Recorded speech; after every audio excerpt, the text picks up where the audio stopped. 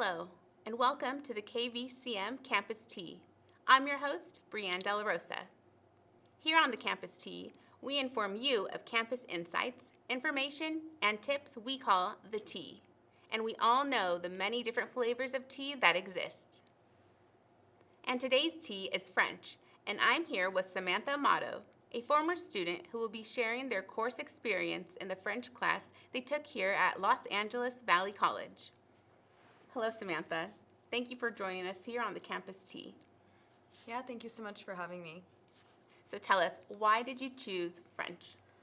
Well, I think everyone needs to choose a language. You have French, Spanish, and Italian, but I was just attracted to the culture. It's a beautiful language, and I thought, if I need to do something, why not, just do something fun that I was naturally attracted to, so.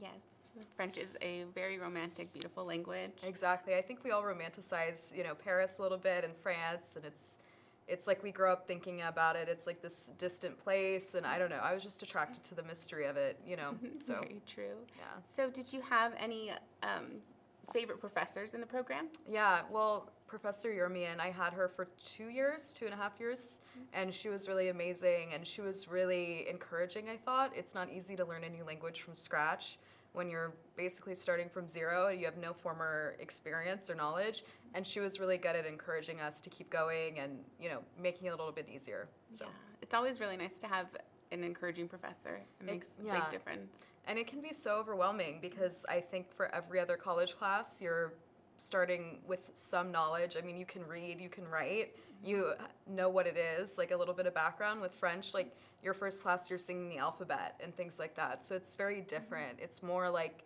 it's kind of more creative in a sense, like a little bit more fun. So. Can you tell us a little bit about the activities that you guys did in the program that you felt really helped you learn the language? Yeah, that's a good question. And I think what is really helpful, like, you have to kind of get inside the mind of a little kid a little bit. You have to be open-minded. So doing those activities, like doing the singing in class and like getting a little bit silly with it helps a lot, because I think you're also nervous, self-conscious, you're working on your accent. But we also did a lot of like different cultural activities. So I think I mentioned we did like different film festivals.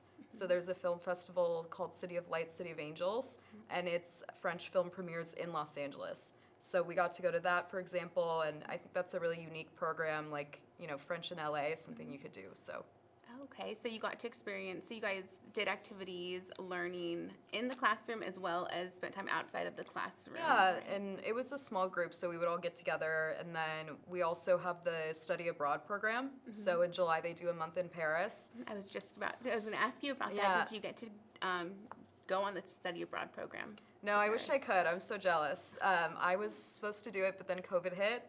But it's a great program. They've been doing it every year. I know the program director, and it's 30 days in Paris. They set up a lot of activities for you, and you also get to take French classes when you're there. So I personally didn't get to go, but I did get to study abroad after, so, Yes, so tell us about you did a year after, correct? And you lived in France? Yeah, I did. So I was lucky enough to get accepted to a program called TAPIV, and it's called the Teaching Assistant Program in France. So they have around 1,200 spots every year for Americans, and then you get placed in a French school. So I was teaching French middle school.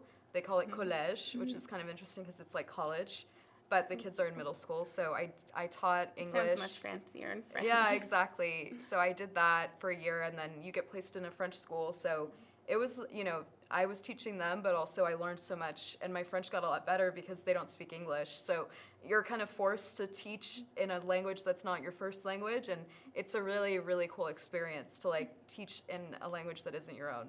Does that make sense? Yes. Yeah. So they don't speak any English there? No, I started because they start learning their English when they're around 10 years old. So they're the sixième, like the sixth graders. And that was my class, so they didn't know anything. It was like, again, like I mentioned before, you're singing the alphabet and, you're explaining things to them, and it's very basic, like you're starting from zero, like they have no knowledge. Oh, okay. So are there a lot of American teachers out there? Is English part of their curriculum? Yeah, everyone takes it starting at 10 years old, so they take it from 10 to 18. So I think like in France especially, they push the English early, and it's actually like linguistically past a certain age, past puberty, you're never going to attain a level of language that's completely fluent.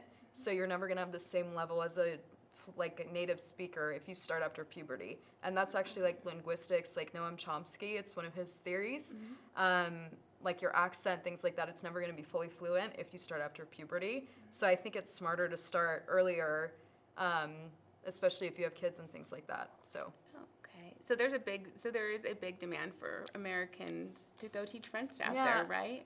There is a lot. I mean, I think they have 1,200 spots, so they have 1,200, and it's pretty competitive.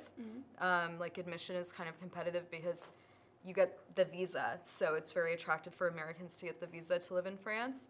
But there's a lot of other opportunities to teach English in France, like with summer school and things like that.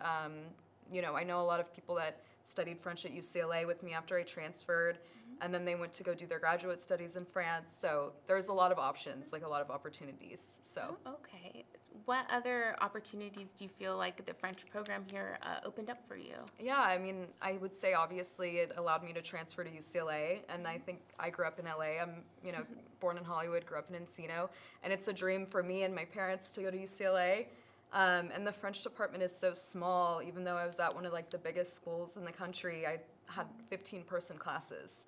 Oh, wow. And it was also easier for me to get admission because the program is so small. You're not competing with so many people, right? And then once you get in, you're into UCLA, first of all.